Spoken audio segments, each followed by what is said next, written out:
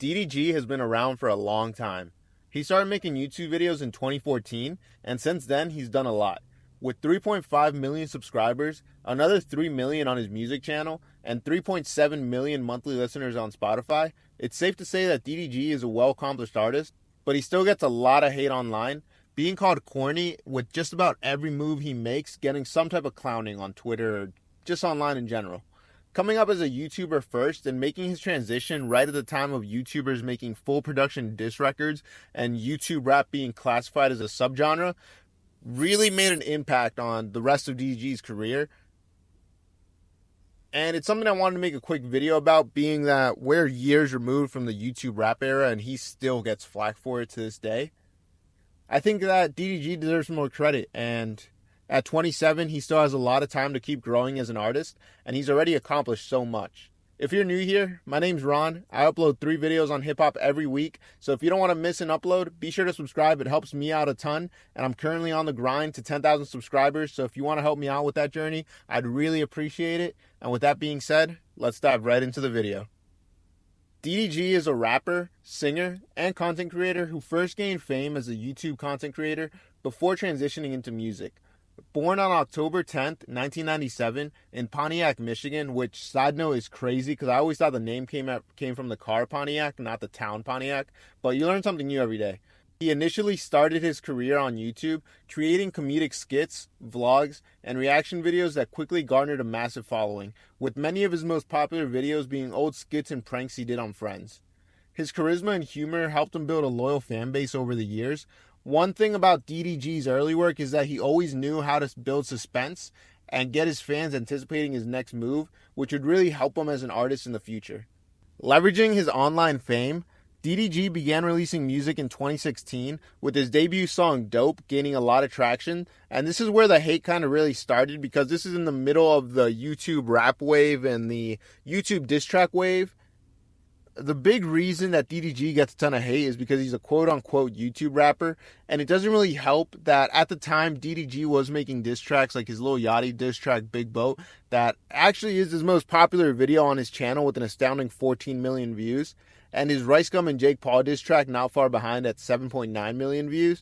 The agenda around YouTube rappers is corny, try-hard, lame, and weird, but DDG proved to be a genuinely talented rapper who wasn't just using rap as a gimmick to diss other YouTubers. He genuinely wanted to make a transition in his career, which we saw in his progression as an artist and just every track and every project he released, continuously getting better and better, improving the quality, improving the actual content of his music and his raps, and it's been a great thing to see over the years.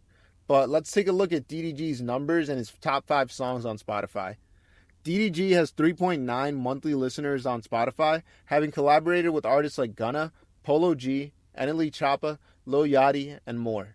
And with hits like Moonwalking and Calabasas at 350 million streams, I'm Geekin' at 87 million streams, and Elon Musk at 59 million streams, DDG easily has a catalog of records that are resonating with fans and attracting a wide fan base. When compared to other YouTube rappers, it's easy to see that DDG is standing the test of time because many other YouTube rappers aren't even making music anymore. So to be the only one amongst that group of 2017, 2018 artists to still be making music at this level really speaks volumes. You have artists like Dax who have garnered a lot of streams but can never really fully break out to be taken seriously as an artist and is always seen as corny or gimmicky.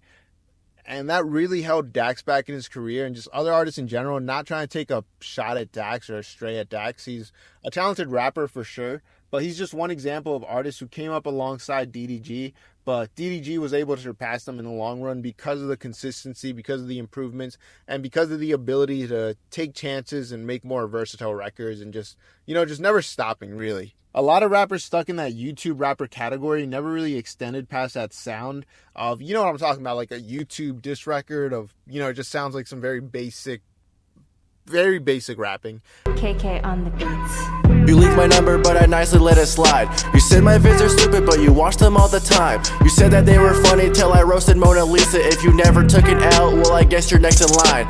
People said Ariel dissing, I should roast her. And a lot of these artists that came up along these time, or not artists, more YouTubers that came up along this time never really took the steps into expanding their sound past that and to really taking music as a serious craft and more so just continued making music because it brought in the views.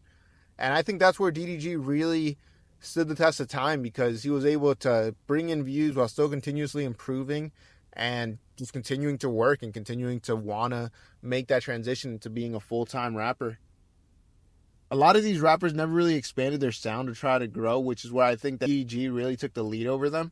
I think one of the biggest contributors to DDG's success is his ability to play into the corny allegations and his ability to work social media well. Do you remember the doo-doo garbage situation? If you don't, pretty much, if you looked up the poop and the garbage emoji, DDG would come up. And a lot of fans were clowning him on Twitter for this. He went viral for this on Twitter. It was like all over the place. It's all you would see. And it turns out that DDG actually had changed like the metadata for searching his name. So he made it to where if you type those emojis, you know, his profile would come up, which was a great marketing scheme because it got everybody talking about him.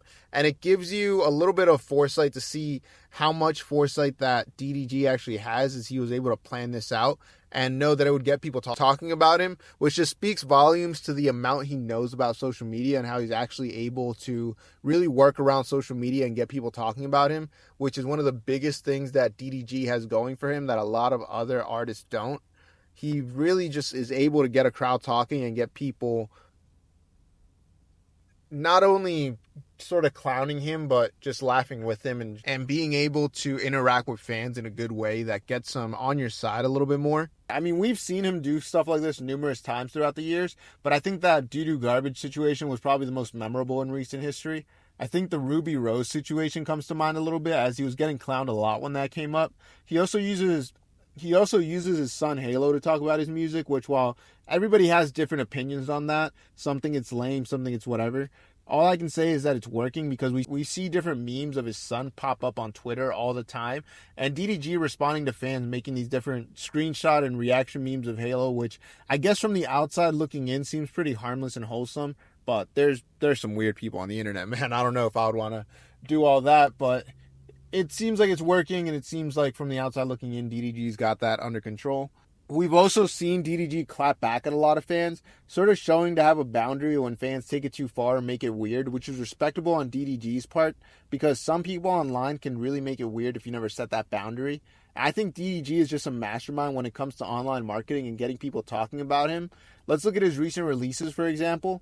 At the time of this recording, his song Pink Dreads with Blackboy Max has 1.1 million on YouTube on the music video, 800K on the audio, 2.1 million on Spotify. Handling Business with Tory Lanez has 2.7 million on Spotify, 1.5 million on the music video, and both are fire songs if you haven't checked them out. I think that DDG is clearly one of those artists who's here to stay as he's shown that he's someone who's really smart when it comes to marketing himself online, promoting his music and getting his name in front of people's eyes outside of just music. And not to mention, the music is just solid in general. Years of watching DDG come up to the position he's in today is great to watch because he not only deserves the success he's seeing now, he's also one of the few artists that genuinely deserves their position and shows that they don't take it for granted at all. I think that DDG has a ton of success in front of him and we'll be hearing his music for years to come. Based on how active I think he's been recently, I wouldn't be surprised if he has an album in the works. DDG has shown through hard work and consistency with a proper vision, any goals are not only attainable, but are also able to be far surpassed. What do you guys think of DDG's music? Do you guys listen to his music? And are you excited for a DDG album? Let me know what you guys have to say in the comments. I'd love to start a discussion with you guys down in the comments. Remember to like the video if you enjoyed it and if you made it this far. If you're not subscribed, be sure to subscribe so you never miss a future upload. It helps me out a ton as I'm currently on that grind to 10,000 subscribers. But yeah, make sure you leave a comment. What do you guys think of DDG? What do you guys think of his recent records? That song with Blackboy Max was really solid. I really enjoyed that one, and Handling Business was really great too. I think DDG's been making some solid music recently, man. And I think it'll be really exciting to see what he has in the works, what his next album is going to sound like. But anyway, that's all I got for you guys today. Remember to stay safe, be easy, sub to the channel, and I'll see you guys in the next one. Peace.